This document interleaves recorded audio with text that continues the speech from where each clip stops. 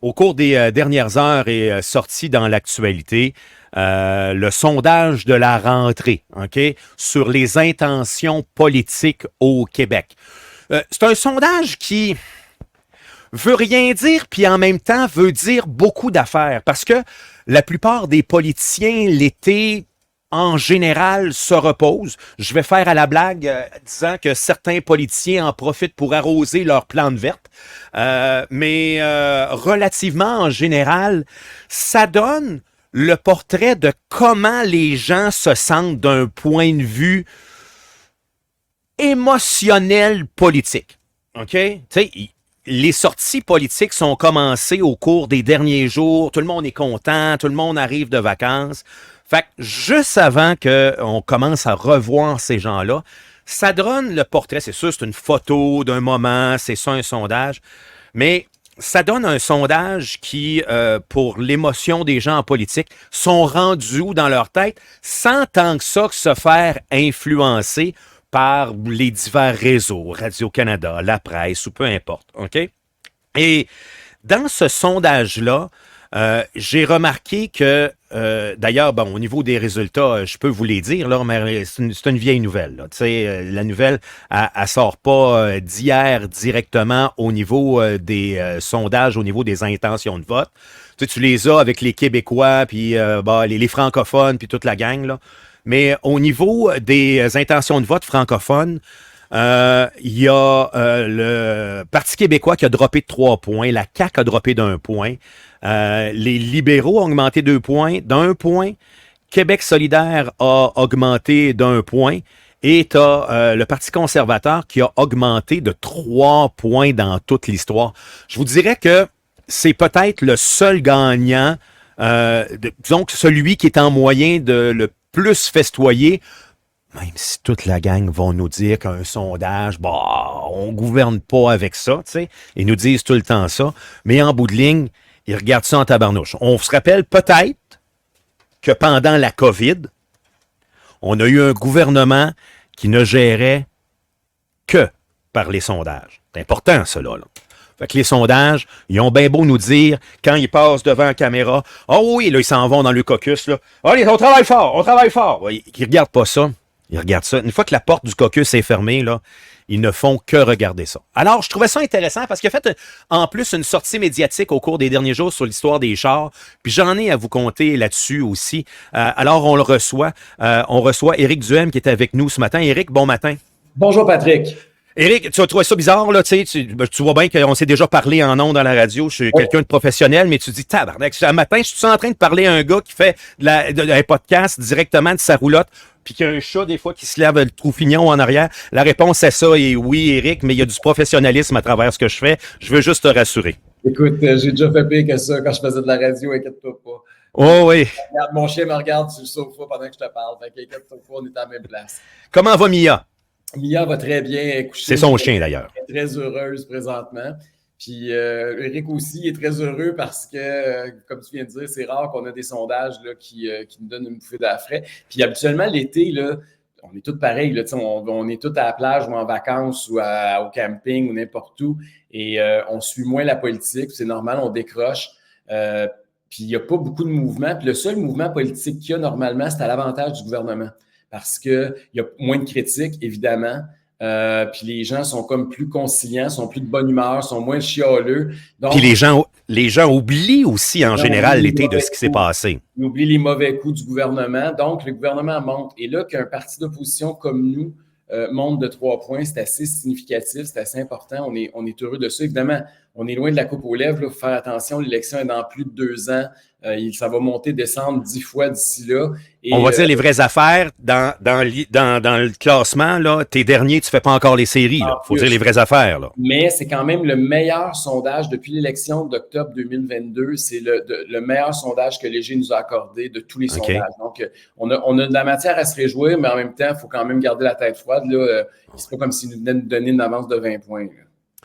Qu'est-ce qui fait en sorte, selon toi, on va se tutoyer parce qu'on se Oui. connaît, écoute, dans le temps d'RNC Média, je faisais de la radio dans le sous-sol à Roberval, t'es venu même faire ton show, je m'en L'année souviens, chez vous, oui. Oui, oui, oui, oui, fait qu'on se connaît, là, OK, on n'est pas des amis, là, mais on se connaît bien, fait qu'on peut se tutoyer. Qu'est-ce qui fait en sorte, Éric, qui, selon toi, tu as eu ce mouvement sympathique-là, émotionnellement politique, c'est une grande phrase, de la population? Bien, je pense qu'il y a quelque chose. D'abord, j'ai été un peu présent dans l'actualité. Moi, je décroche, mais je décroche jamais à 100%. Puis je vais te donner un exemple. Moi, je suis allé passer 2 semaines en Italie. Mes vacances cette année, c'était la première fois depuis 6 ans que mon chum et moi, on prenait des vraies vacances. Là, on est parti en Europe pendant 2 semaines. OK. Et pendant que j'étais là-bas, j'étais arrivé, j'étais dans un village où habite une de mes tantes et j'ai pris une photo de l'épicerie du Rack parce que moi, je suis quelqu'un qui adore le vin puis qui adore l'industrie de façon générale, puis qui s'est intéressé à ça. J'ai même écrit un livre il y a quelques années, La SAQ pousse le bouchon. Puis j'étais arrivé devant un étagère à l'épicerie où les vins se vendaient entre 1 et 3 euros. OK? Donc, OK. c'est, mettons, 2-3 piastres les On va bouteilles. dire, ouais, 3 à 5 piastres et demi canadiens, mettons, Une là. fois et demi. Là. Fait mettons, le vin que moi j'ai acheté, là, puis qui a fait scandale, entre guillemets, sur les réseaux sociaux, j'ai payé 1,5 euros, j'ai payé 2,25 $. OK? C'est un vin d'appellation contrôlée. Moi, je le trouvais très bon. Bon. Et puis j'ai photographié ça, puis j'ai mis ça sur les réseaux sociaux. Puis écoute, ça a généré des centaines et des centaines de milliers de clics, de commentaires, puis de réactions de toutes sortes. Parce que ça vient chercher les gens. Je veux dire, on va, c'est pas tout le monde, mais bien du monde va à SAQ tous les semaines. On paye jamais nos bouteilles 2 piastres, là, j'ai jamais vu ça. On paye Mais 15-20 piastres pour du vin d'à peu près de même qualité, là. la Et piquette, elle va être à peu près, elle est rendue à 11 piastres, 9 piastres et demi dans ce coin-là, la piquette de la SAQ, là. Puis puis, ça, là, on est dans le jus de raisin, là. ce que j'ai acheté à 1,5 euros, c'était plus que de la piquette, là. Fait que Ah oui? oui, oui. Fait que c'est. Puis là, ça a généré toutes sortes de réactions, puis ça fait en sorte que les gens réfléchissent sur ces affaires-là. Puis, veut pas, le Parti conservateur, c'est vrai qu'on n'a pas d'élu à l'Assemblée nationale, mais on est souvent les seuls qui s'objectent à l'unanimisme de l'Assemblée nationale. Tu sais, ils sont unanimes à l'Assemblée nationale à soutenir la SAQ, à penser que pour vendre une bouteille de vin au Québec, ça prend un monopole. Puis ça a été comme ça dans plein de domaines depuis toujours, là. C'est pour ça que le Parti conservateur, je pense, a connu une croissance puis est un parti en émergence. Et donc, même pendant l'été, les gens se disent, coudonc, c'est vrai, hein, le système de santé va pas mieux. Nos finances publiques, on n'a jamais été autant dans le trou qu'on l'est présentement. Nos routes, c'est pas le paradis. Le système d'éducation de la rentrée scolaire, on vient d'en parler, ça n'a pas été la réussite totale que Drainville nous avait promis. On a l'impression que même si on paye de plus en plus de taxes et d'impôts, tout se détériore un peu au Québec. Puis il y a comme 4 partis qui soutiennent ce modèle-là. Et je pense que c'est pour ça que tranquillement, quand les gens réfléchissent à tête reposée, puis l'été, c'est un bon moment pour réfléchir à ça. Aussi pour avoir des discussions autour d'une bouteille de vin dans le cours quand il fait beau, avec des amis ou avec de la famille. Les gens commencent à réfléchir sur est-ce que ça fonctionne, ce modèle-là, ou est-ce qu'il ne serait pas temps de penser à quelque chose d'autre? Est-ce qu'il ne serait pas temps de regarder ce qui se fait ailleurs de mieux que chez nous? Et je pense que les périodes de réflexion aident à faire monter le Parti conservateur du Québec. Ouais, bon, ouais. Puis là, tu sais, d'ailleurs, souvent, les partis d'opposition, mettons, peu importe, on parle de quel sujet, tu sais, comme je sais que tu as fait une sortie politique qu'on va parler dans les prochaines secondes, j'ai de quoi raconter par rapport à ça, sur les histoires des automobiles de 2035. Tu sais, le Parti québécois, lui, en bout de ligne, ce qu'il veut, dans son opposition, il veut passer de 2035 et amener ça à 2030. Tu sais, lui, encore plus de restrictions et plus de contrôle, tu sais. Puis, comme ça longtemps. C'est comme ça dans bien des sujets, là. Ils ont ça a été comme ça pendant la pandémie aussi. Ça a été comme ça pendant la pandémie. Puis ils ont souvent les mêmes positions sur des enjeux importants pour bien du monde. Tu sais. Ils sont contre le privé en santé. Ils sont contre l'exploitation de notre gaz naturel au Québec. Ils sont tous unanimes, là. Puis là, on va en parler. Parlons-en là, des voitures, là, parce que écoute, de toutes les sorties que j'ai faites de ma carrière politique, c'est la sortie qui a généré le plus de réactions. OK? On n'est pas en campagne électorale. Là. Il y a eu plus de réactions qu'en campagne électorale. Et ce que j'ai fait, c'est que la semaine passée, Adrien Pouliot, qui est notre porte-parole aux finances, qui est l'ancien chef du Parti conservateur du Québec, et moi, on a déposé un mémoire parce que le gouvernement nous a passé une petite vide du temps de la construction. Ils ont déposé le 10 juillet, ils ont fait publier dans la Gazette officielle la réglementation sur l'interdiction de la vente des autos hybrides et à essence au Québec. Puis, il avait dit que c'était 2035, mais en fait, on dit 2035, mais c'est beaucoup plus vite que ça. C'est que chaque année, il y a un pourcentage qui augmente. Là, on est à peu près à 20 %. En 2030, là, on va être rendu à 85 %. Ça veut dire quoi, ça? Ça veut dire que les détaillants, donc ceux qui vous vendent des voitures, sont obligés qu'il y ait 85 % de leurs voitures, que c'est 100 % électrique. Et si ça ne l'est pas, vous avez des pénalités de 20 000 $ par char. OK? Donc, la réalité, c'est pas 2035, là. C'est déjà commencé. La réalité, c'est le rouleau compresseur a déjà commencé à nous embarquer ses orteils, mais il ne nous a pas encore passé sur le corps au complet. OK? C'est quasiment trop gros. Tu sais, tu me dis ça, puis c'est quasiment difficile de croire les mots que tu viens de nous dire tellement que c'est gros. Je les lis dans les documents du gouvernement. Tu sais, c'est pas moi qui l'invente. Fait qu'on a déposé ça. Ouais. On a dit ça pas. Parce que là, ils ont fait une consultation pendant l'été. Le 10 juillet, ils ont déclenché la consultation qui est obligatoire de 45 jours. Puis 45 jours, ils finissaient la fin de semaine passée, un dimanche en plus. Et donc, ils se sont arrangés pour faire ça pendant que tout le monde avait la tête ailleurs, pensant que personne s'en rendrait compte.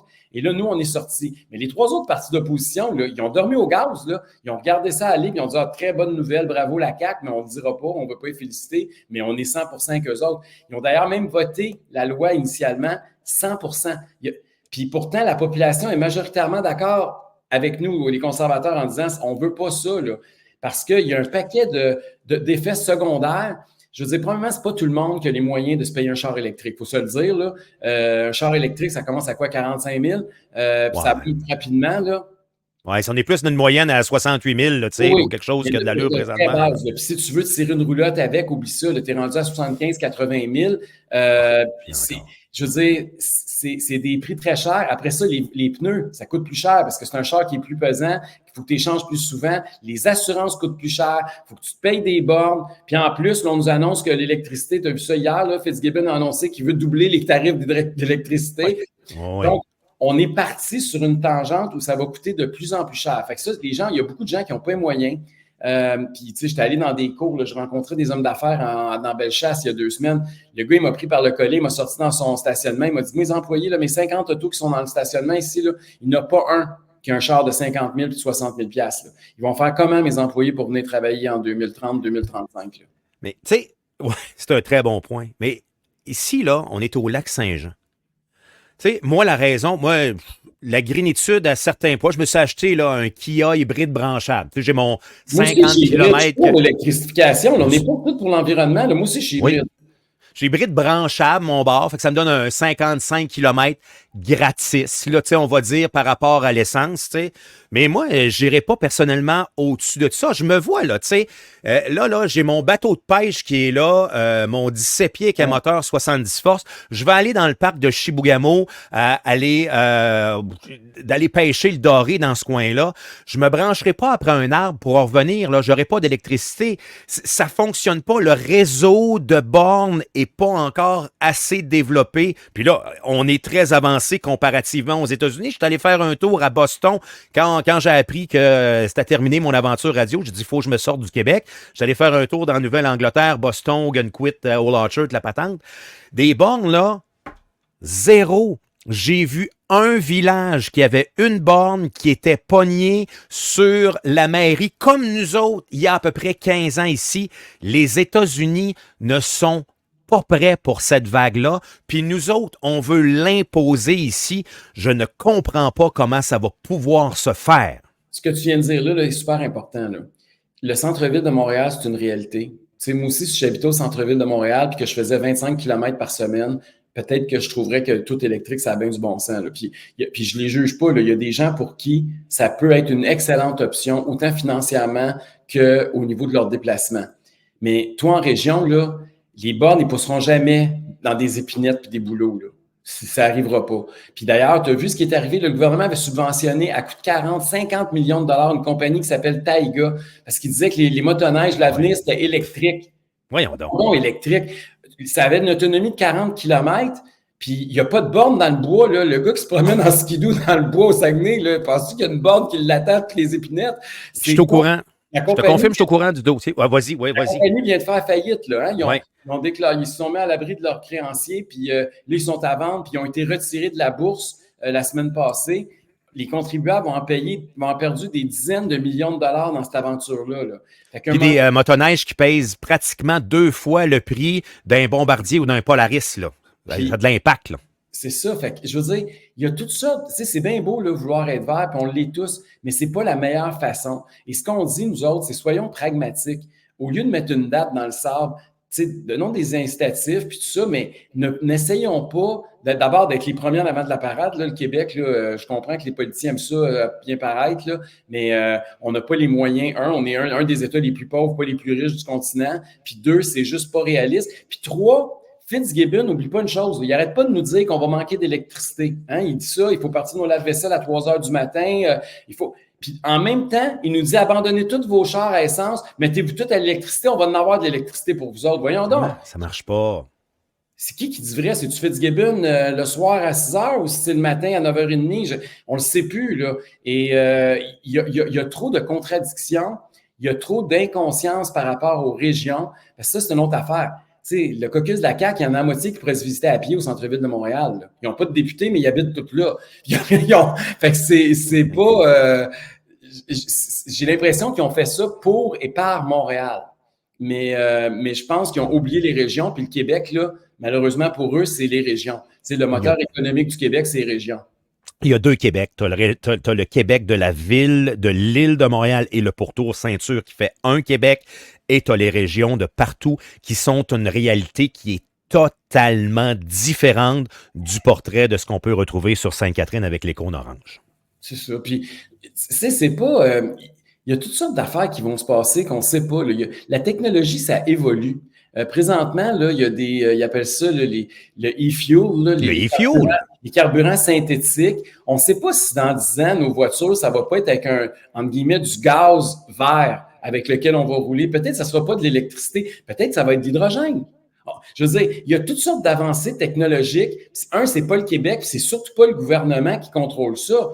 Et il va y avoir des choses qui vont changer, puis il va falloir que les consommateurs s'adaptent. Et moi, je pense que le gouvernement va aller plus vite que les constructeurs automobiles, puis plus vite que les consommateurs. Puis ce qui est dangereux là-dedans, Patrick, c'est que ça risque d'avoir l'effet inverse. C'est que là, ils nous poussent tellement des voitures électriques qu'il va y avoir comme un ressac pour dire, ben là, moi, il n'est pas question que j'embarque là-dedans. Puis les gens vont se braquer. Fait qu'on on va acheter peut-être encore moins de voitures qu'on était supposé parce qu'on va avoir peur du gouvernement qui essaie de nous contrôler. Parce que, faut pas être paranoïaque, là, mais on fait quoi s'il y a une crise du verglas? Ça marche pas, là. Écoute, l'électricité n'arrive plus dans ton char, là. Puis arrête pas de dire qu'avec les changements climatiques, on va avoir plus de crises du verglas.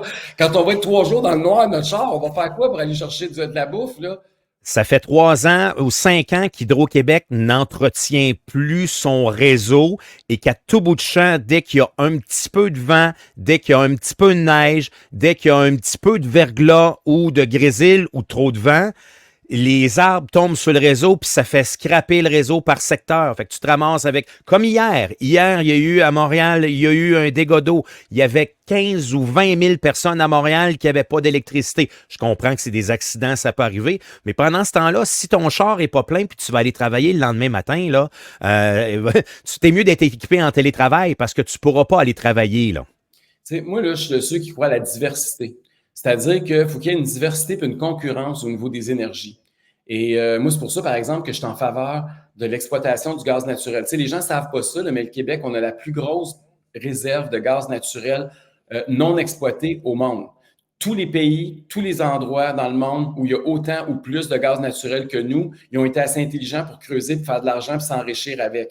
Nous, au Québec, on a même adopté une loi, alors que notre gouvernement avait promis de faire du Québec la Norvège du Nord, de la Norvège d'Amérique, qu'on allait exploiter notre gaz, qu'on allait s'enrichir. C'était le programme de François Legault quand il était dans l'opposition. Il arrive au pouvoir, il passe une loi pour interdire toute forme d'exploitation de notre gaz naturel. Puis vous autres, au Saguenay, vous l'avez vécu avec GNL Québec, là. Un projet de 15 milliards de dollars, un investissement majeur pour la région qui aurait revitalisé une partie de votre économie.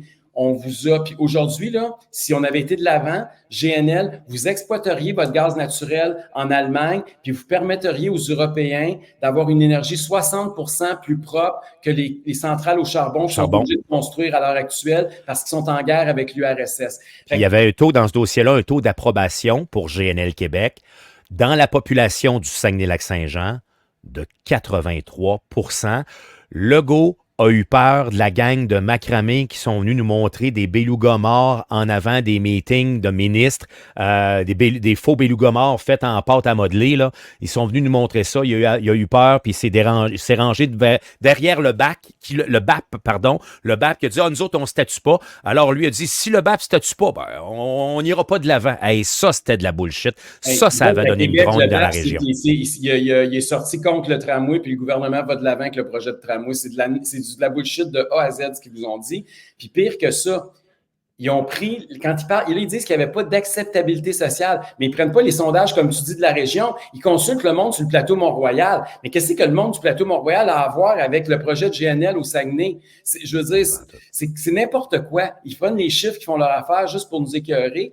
Puis, tu sais, votre région, là, elle a besoin, si le Saguenay-Lac-Saint-Jean, il n'y avait pas d'exploitation de nos ressources, vous n'auriez jamais existé.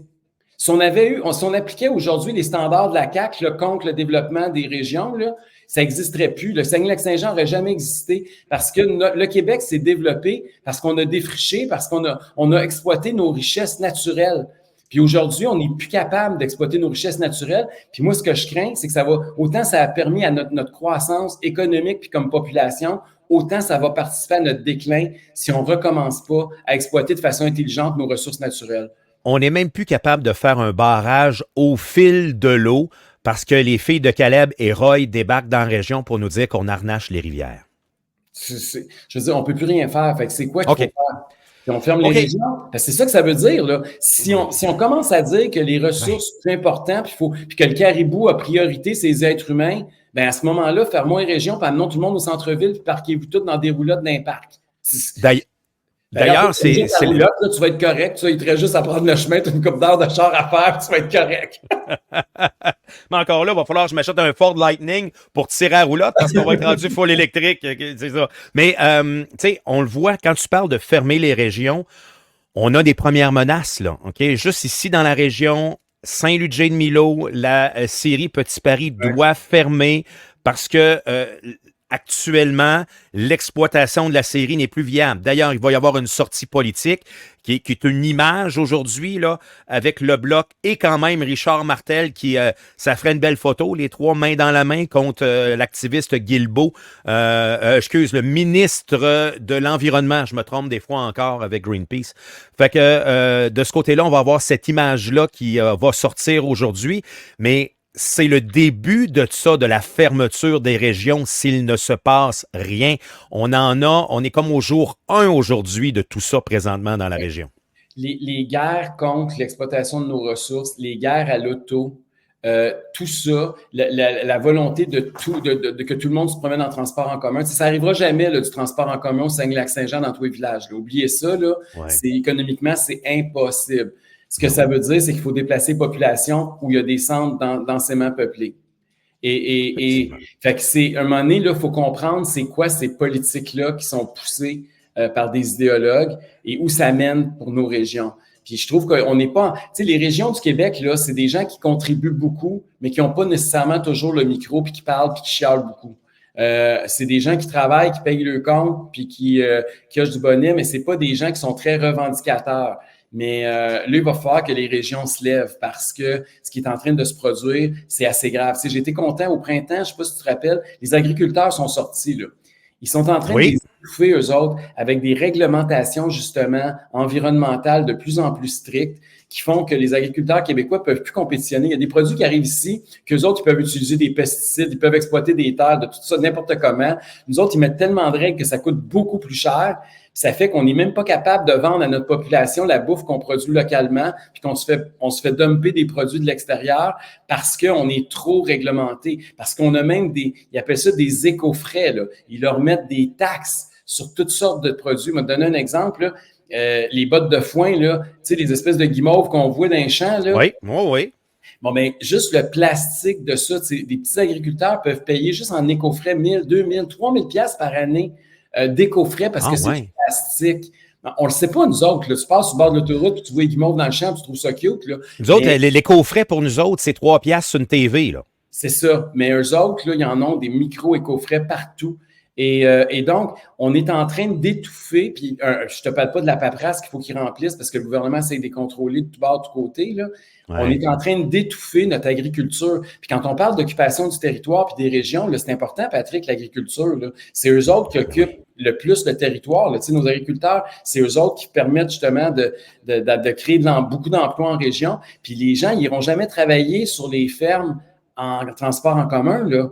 Je veux dire, il y a toute la culture politique de la gauche actuelle travaille à temps plein contre l'essor puis le développement de nos régions.